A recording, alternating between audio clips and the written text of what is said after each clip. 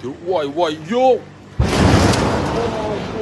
Dikutip dari Anadolu, serangan itu dikonfirmasi juru bicara Houthi Brigadir Jenderal Yahya Saree yang mengklaim serangan Houthi berhasil mencapai tujuannya. Saree menjelaskan rudal Yaman menargetkan pangkalan udara Nevatim Israel.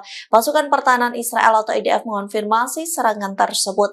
Namun militer IDF mengklaim sistem pertahanan udaranya mencegat rudal yang diluncurkan dari Yaman. Adapun rudal itu diklaim berhasil dicegat sebelum memasuki wilayah udara Israel. Meski begitu, sirine terus meraung-raung sebagai alarm peringatan bahaya. Sementara serangan ini menjadi kedua kalinya Houthi menargetkan Israel hanya dalam waktu 24 jam. Pasalnya Houthi juga menyerang pangkalan udara Nevatim sebelumnya. Serangan secara terus-menerus ini membuat warga Israel kalang kabut ketakutan untuk menyelamatkan diri.